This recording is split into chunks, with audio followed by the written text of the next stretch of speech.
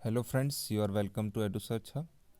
इसमें हम armed forces, Indian coast guard या CAPFs में जाने के लिए जो डिफरेंट एंट्रीज हैं उनके बारे में हम डिस्कस करेंगे। जिनको आर्मी में जाना है उन एंट्रीज़ के बारे में हम डिस्कस करेंगे कि जो IMA या OTA, चेन्नई या OTA गया ज्वाइन करना चाहते हैं।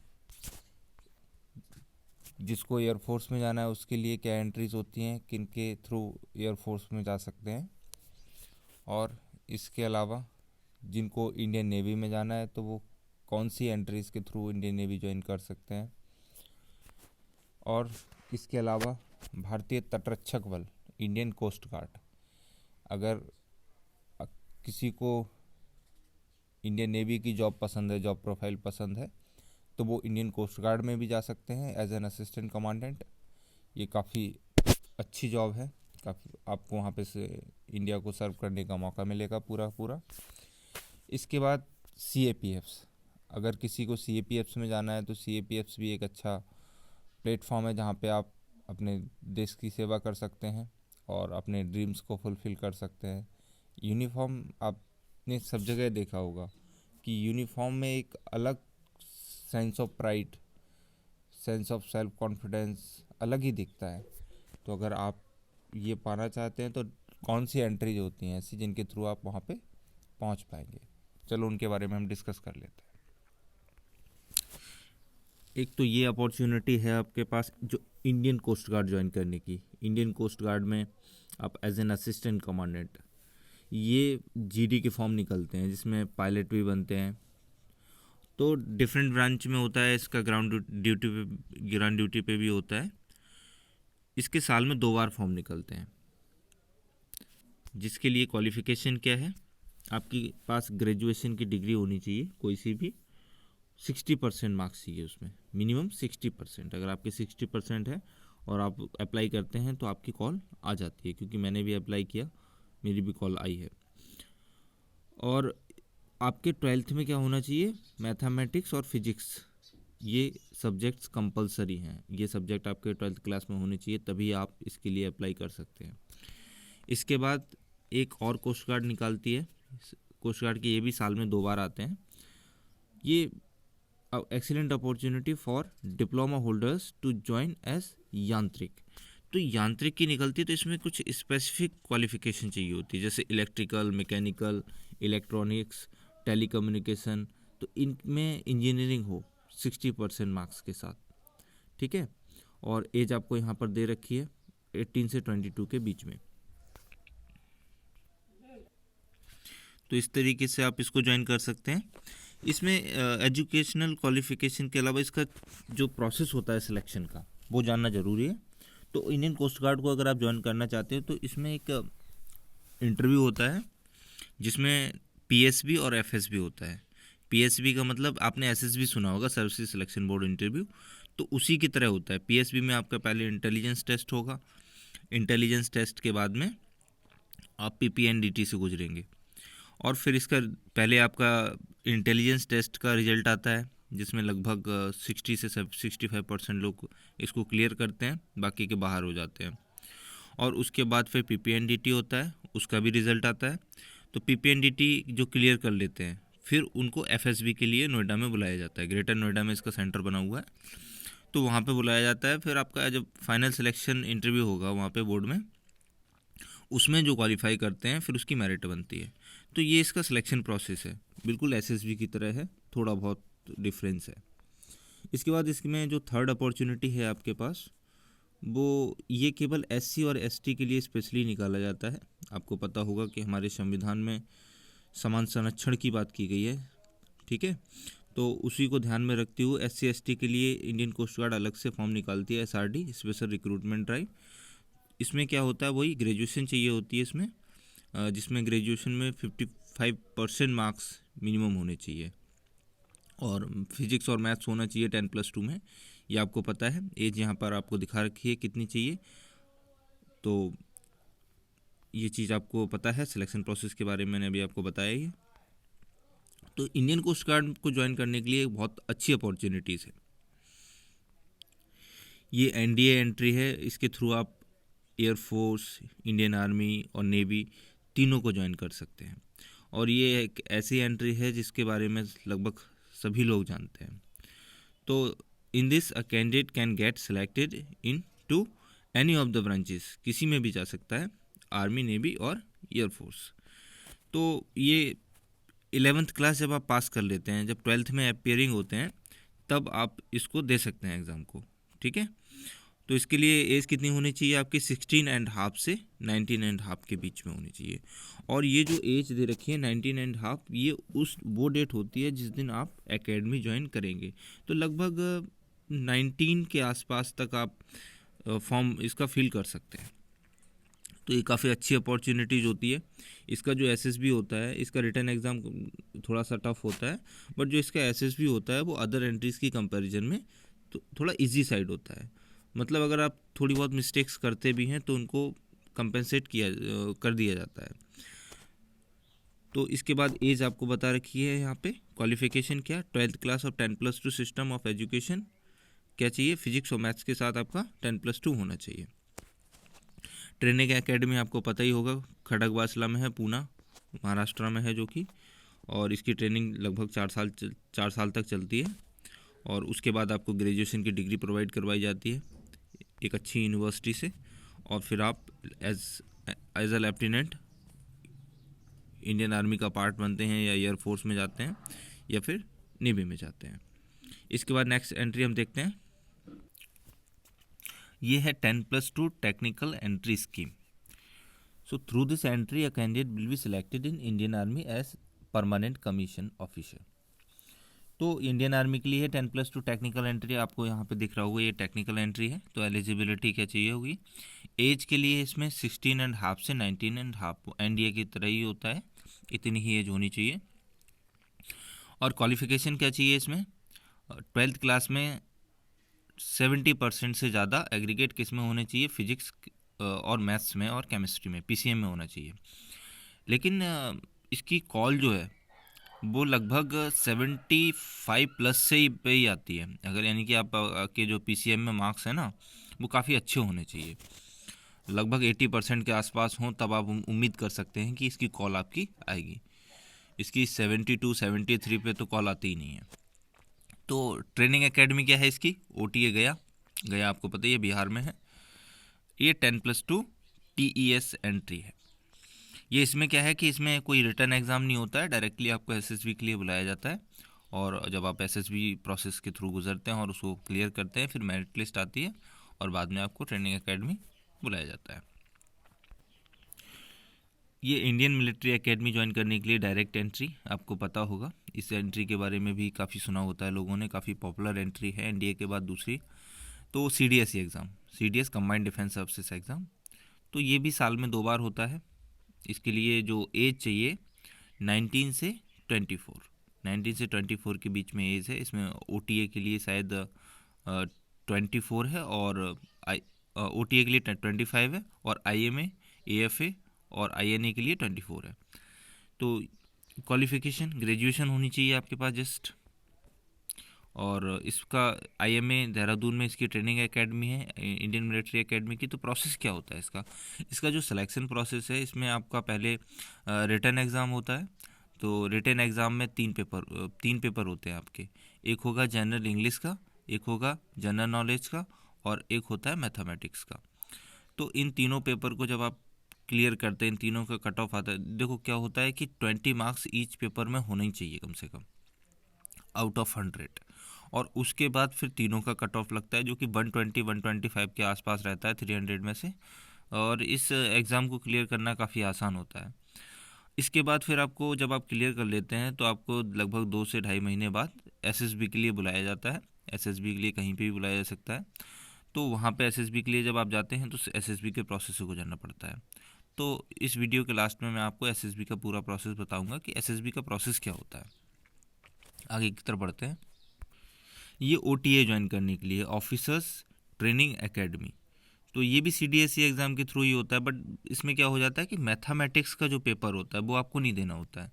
इसमें आपको केवल जनरल इंग्लिश और जीके, इसका अलग से कट ऑफ लगता है।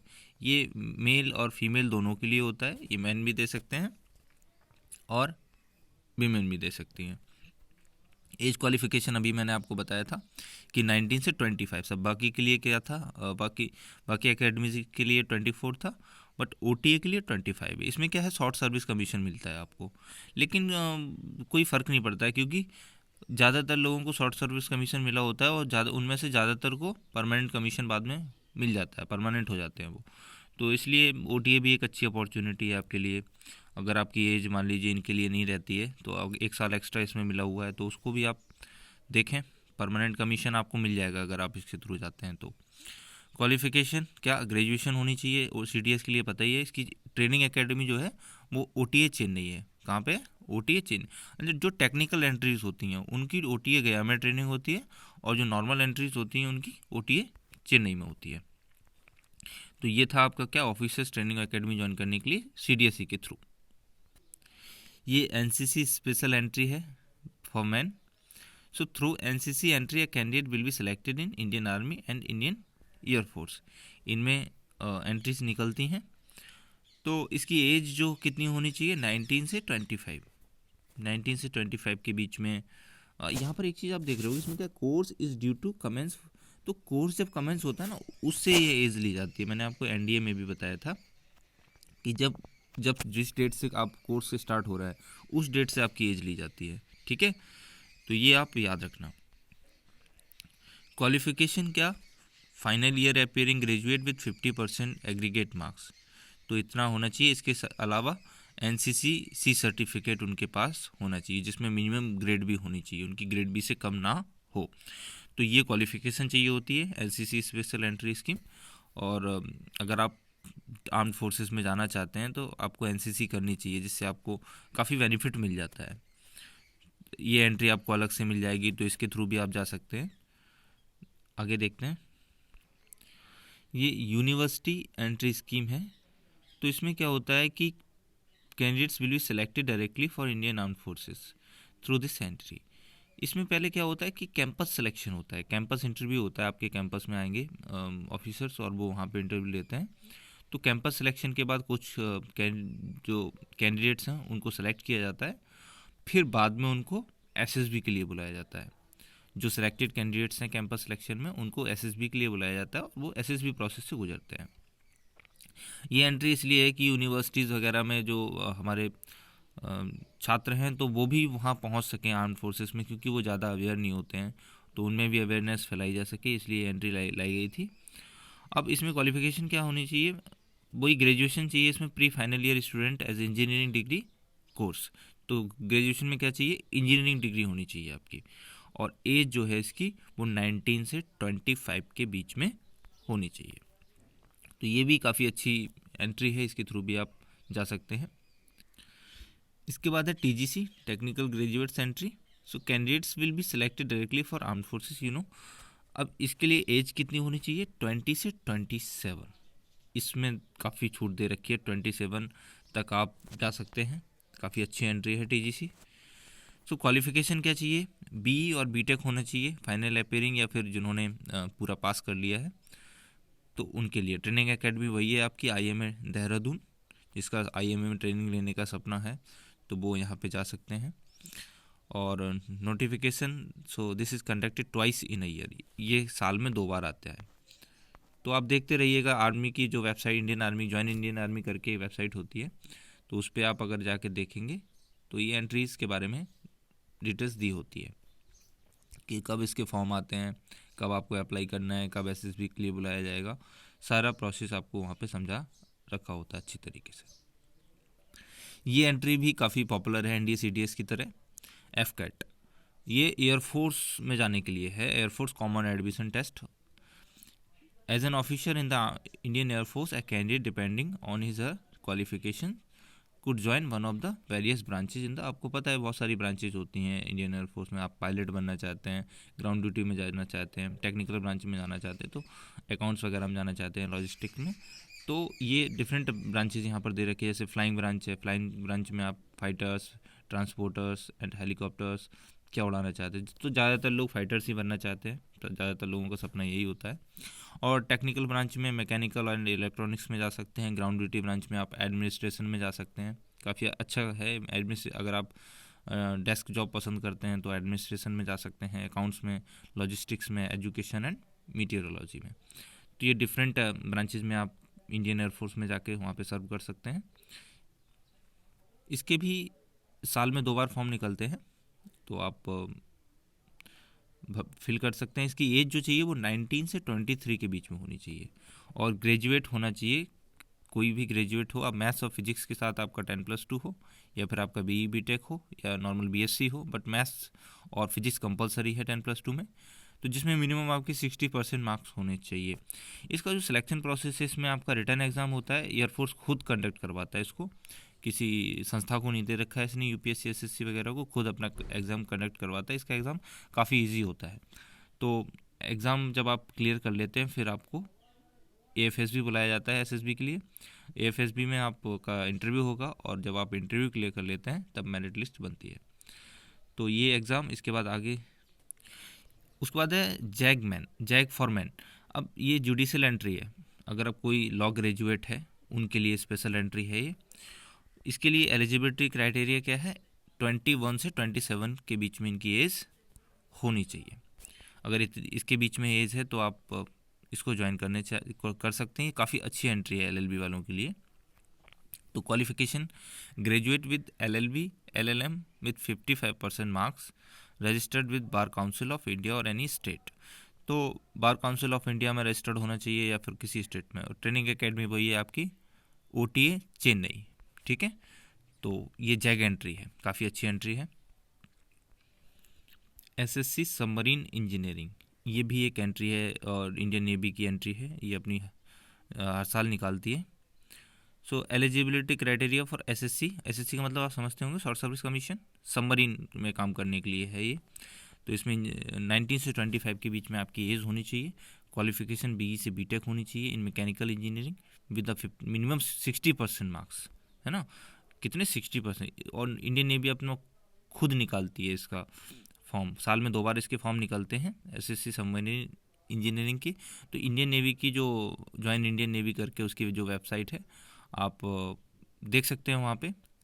तो तीनों वेबसाइट आपको पता ही होंगे, join Indian army, join Indian navy और कैरियर इन इंडियन एयरफोर्स। ये 3 वेबसाइट हैं, यहाँ पे आपको पूरी डिटेल्स दे रखी होती है कि कब फॉर्म निकलते हैं। कोस्ट गार्ड के लिए ज्वाइन इंडियन कोस्ट गार्ड। आगे हम देखते हैं इसके क्या है, और ये है हमारा CAPF AC एग्ज़ाम। ये साल में 1 बार होता है, central armed police forces examination, conducted by union public service commission. Name of the post पता ही है आपको, असिस्टेंट कमांडेंट बनते हैं, DYSP के equivalent. Number of vacancies very करती हैं, कभी 400 आ जाती हैं तो कभी 200 ही आती हैं, ठीक है। फ्रीक्वेंसी आपको पता है, 1 इन अ ईयर। एज लिमिट इसके लिए कितनी होनी चाहिए, 20 से 25 के बीच में एज होनी चाहिए। और इसमें जो OBC हैं उनको 3 ईयर एज का रिलैक्सेशन है, और SC/ST के लिए शायद 5 का है। और एजुकेशनल क्वालिफिकेशन, नॉर्मल ग्रेजुएशन चाहिए, कोई भी ग्रेजुएशन हो आपकी, और ऑनलाइन फॉर्म आता है इसका। और मेल और फीमेल दोनों इसके लिए एलिजिबल होते हैं। तो ये काफ़ी अच्छी एंट्री है, और जिसके लिए आप ज़्यादातर लोग तैयारी कर रहे हैं।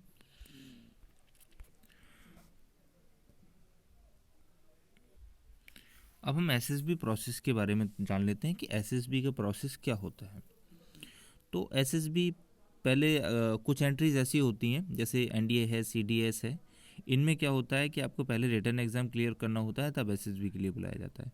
कुछ एंट्रीज ऐसी होती हैं जिनमें डायरेक्ट SSB के लिए बुलाया जाता है, जैसे कि 10+2 TES एंट्री है, और भी TGC एंट्री है। इस तरीके की जो एंट्रीज उनमें डायरेक्ट आपको SSB के लिए बुलाया जाता है। तो हम समझ लेते हैं SSB का प्रोसेस क्या होता है, कोस्ट गार्ड में क्या प्रोसेस होता है।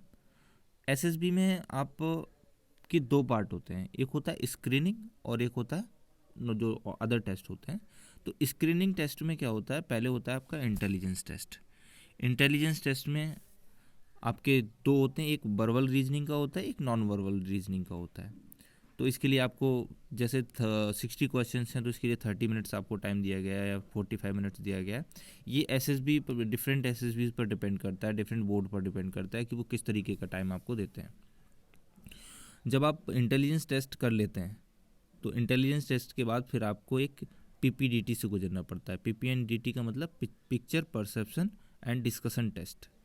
तो इस में क्या होता है, एक पिक्चर आपको शो की जाती है, एक हैज़ी सी पिक्चर दिखाई जाएगी और उस पिक्चर को आपको 30 सेकंड तक ऑब्जर्व करना होता है और 30 सेकंड में आपको इमेजिन करना होता है कि आपके दिमाग में क्या थॉट आया। ठीक है, जो भी थॉट आता है फिर आपको 1 मिनट ये लिखने के लिए दिया जाता है, 1 मिनट सोचने के लिए दिया जाता है और जो भी डिटेल्स उसमें ऊपर भरनी होती हैं उसके लिए दिया जाता है। और बाकी के जो 4 मिनट है उसमें आपको अपनी स्टोरी लिखनी होती है कि आपके दिमाग में क्या क्लिक कर रहा है। ठीक है, तो इसके बाद जब आप पूरी स्टोरी लिख लेते हैं फिर आपको एक छोटे से रूम में बुलाया जाता है। लगभग 10-12 लोग होते हैं एक ग्रुप में, ग्रुप बनाए जाते हैं अलग अलग।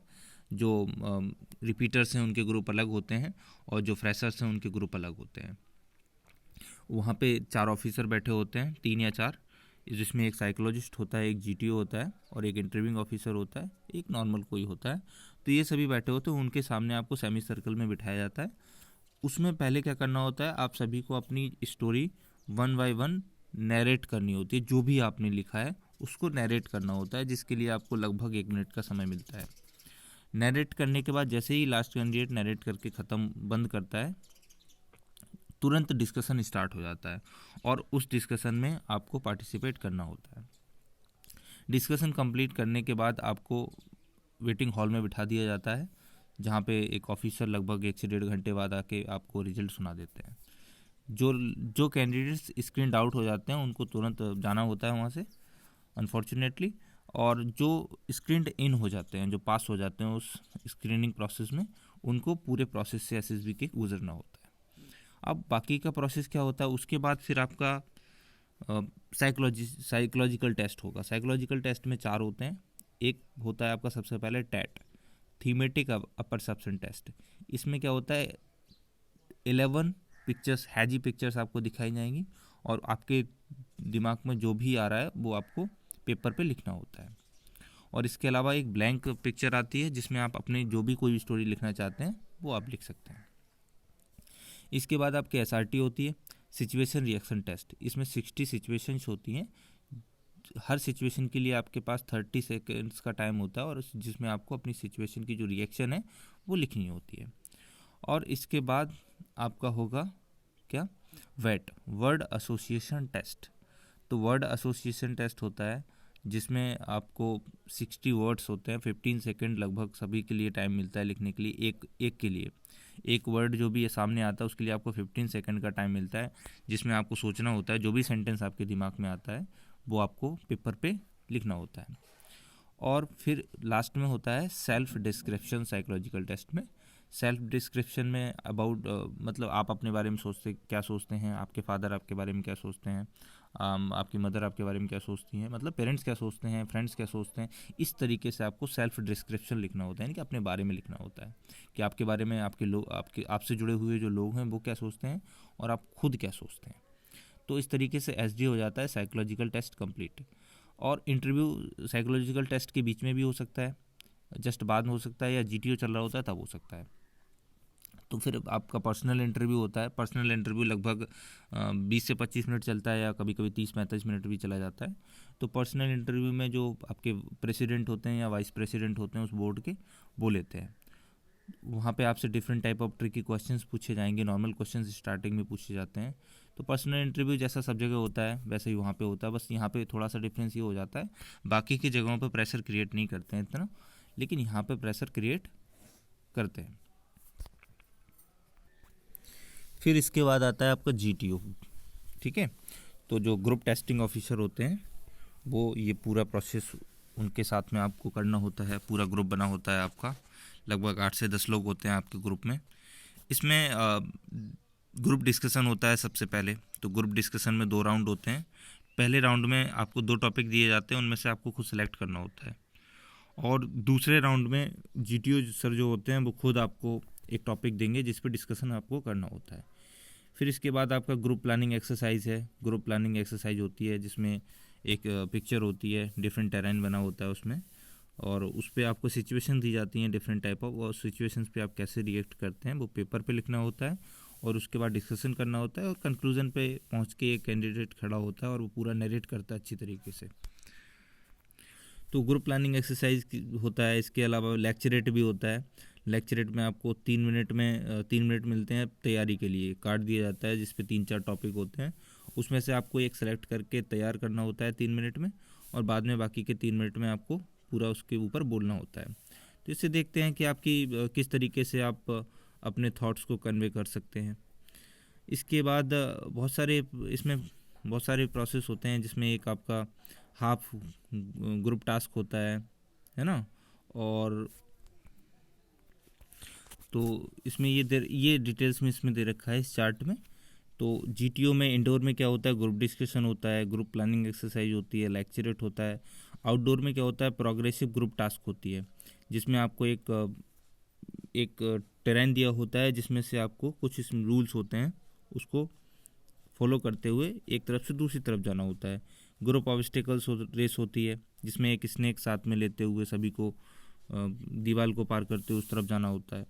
और हार्प ग्रुप टास्क होती है, ये प्रोग्रेसिव ग्रुप टास्क की तरफ होती है, उसी की तरह होती है। और इंडिविजुअल ऑब्स्टिकल्स होती हैं 10, जिसको एक पर्टिकुलर टाइम लिमिट में आपको सभी को इंडिविजुअल टास्क को करना होता है।